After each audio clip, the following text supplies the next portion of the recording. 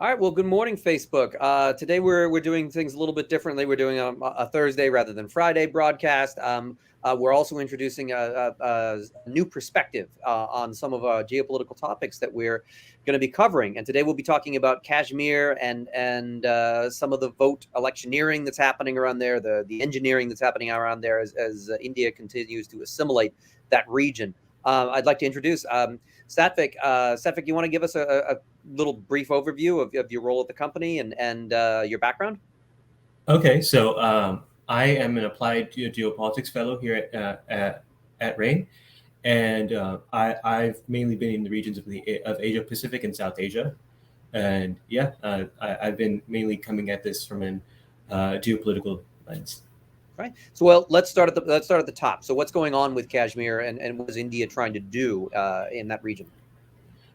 So last week, the chief elections officer of Jammu Kashmir, Hridesh Kumar, announced that non-local voters will be added to the voting rolls for the future now. This has kind of caused a lot of tension and blowback among the Kashmir's local parties. So this would add nearly about over 2 million non-local voters to the voting rolls, increasing the eligible voter count of the region by 33%. And the former chief ministers of the state, Mehbooba Mufti and Omar Abdullah, both of different parties, but local parties, have announced their opposition to this, mainly against the BJP. Right. And so this is kind of as I was kind of hinting at the beginning, this is an assimilationist policy, isn't it? It's changing, it's tipping the scales electorally. These are folks that live in Kashmir, right? Mm-hmm. Yes, they live and work in Kashmir. Right. And so the idea before this change was that what was the previous political arrangement? Why weren't they on the rolls to begin with? So Kashmir used to be a semi-autonomous territory, but that was kind of taken away with the revocation of Article 370. That kind of took away Kashmir's semi-autonomous status, and since then, the government has been trying to further assimilate the region. So this is kind of like another step in the assimilation of the region. So to be clear, Kashmir has not actually had a local election since 2014, and its local assembly had been dissolved in 2018. So Kashmiris just haven't had the chance to go out and vote for local assembly positions for such a long time. And since elections are expected to come in the coming years, this just is a measure to make sure that the amount of people, the people that have now moved to Kashmir now can actually vote. And this is one of those our geopolitical pillars. This is demographic engineering. It's changing the social makeup of a region in order to establish control. And we've seen that in other countries. We see that Israel does that with its settlements across the West Bank. If it has citizens in that area, it makes it a lot more difficult for the Palestinians to achieve a state. We've seen the Turks do that with northern Cyprus and as well as with Syria. And we're seeing it now with Russia and Ukraine, where the Russians are preparing a potential annexation push of regions like Kherson and Mariupol, and to expand their formal definition of what is Russia. And by doing so, we're moving new people in and changing the voters. That's how these powers are able to hold on to that territory long term. So this really does signal something that the trend that's been ongoing, which is India is taking this piece of territory in Kashmir and is staying in it, regardless of what the pushback is. But it is interesting to consider what is some of the pushback that we might expect from this trend of assimilation. Since elections are expected to happen, and these local parties are heavily opposed to this measure, expect a lot of politicization of these non-local migrants coming to the state. Expect a lot more political rhetoric against these, especially in such a contested region such as Kashmir. Politicians and separatist and militant leaders have often used the idea of India demographically changing Kashmir into a Hindu majority as a source of recruitment, of instigation of violence. And in the last few years, there's been a series of sporadic killings of Hindus and non-locals, targeted killings by these separatist or militant groups. So you may see an uptick in these kind of communal violence in the future. right? And that's similar to what we have seen with other places where new settlers come in, or new citizens or residents move in, and they start to displace people. So but my kind of a broader question is, as India's geopolitical power to hold this territory kind of consolidates, what does this mean for relations with Pakistan? What does it mean for China? Because obviously the territory is still disputed with both of them. Mm-hmm. So Pakistan complains whenever India does anything to integrate Kashmir further. So there's been kind of like an ongoing political movement in India, kind of blaming Pakistan for whenever some militant group does anything Kashmir, does some kind of attack, and Pakistan has had a history of funding militant groups and of funding separatist groups in the region. So this may see those groups that have been funded by Pakistan get more incensed and get more violent. And when it comes to China, this kind of comes in opposition to recently China has been building a series of military bases, military installations and roads through Aksai Chin, the Chinese-controlled portion that India disputes of Kashmir. And China has been cementing their control militarily on that side. And India has also likewise been building facilities in Ladakh and Kashmir to cement this. So India right now, as it does this, is further cementing its control, and to Pakistan's ire and to China's irritation. Right.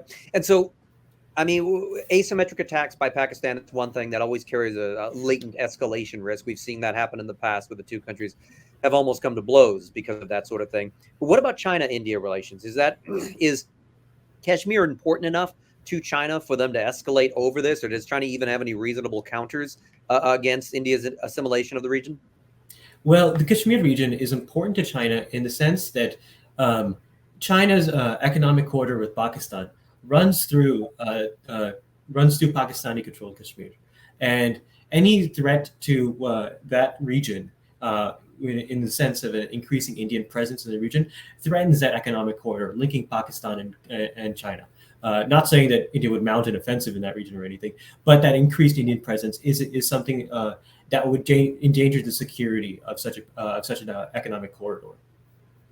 So I guess one of when we're thinking about if India is in Kashmir to stay long term, do you see the Indians possibly getting more assertive themselves, possibly once they've taken control of this region fully and they feel confident in the years or decades to come? Would they potentially expand beyond what they already hold? So the Kashmir issue, when it comes to India expanding, the security calculus for India in the region is that it can maintain its current position when it comes to Pakistan, because Pakistan's own nuclear first use policy and asymmetrical strategy has made it hard for India to actually mount offensives or to encroach onto Pakistani territory. And that entire region is heavily militarized. So India mounting an offensive in that region is unlikely. The region to instead look at is the disputed region with China in Ladakh. That region is much less demarcated. It's much harder to get to. There's not as many roads there, and and a lot of the facilities there have been coming up within the last few years. So that is a much more gray zone, and India pushing towards in that direction against China is something that the current government may be interested in doing. And I asked that question because we're kind of witnessing a wider trend, which is states are rewriting their borders. They're moving populations around at a scale we haven't seen since the end of World War II, and certainly within some post-colonial spaces as well. There were population transfers as countries became independent of European empires in the 50s and 60s. But it's a kind of this erosion of the global order, and reason that countries aren't supposed to change their borders is because there's an escalation risk. You move into a war, and then that war creates resentments, and you have a cycle of violence that eventually result in a regional or even a global conflict. But we have India taking Kashmir. We have Israel having annexed the Golan Heights.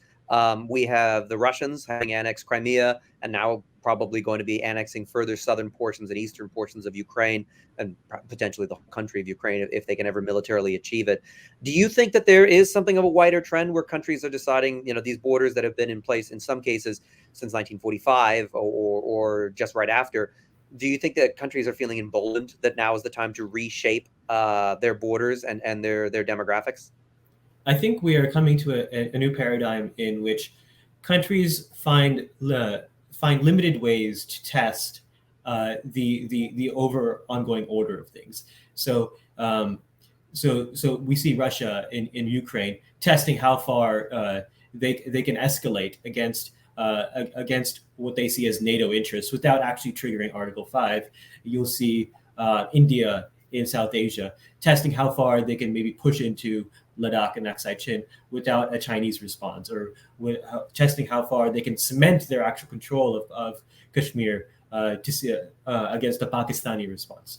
And you'll see the same from other angles as well. So the testing, try to see how far they can get, how much permissibility is available in these conflicts. That is something a lot of these states will be trying in the future.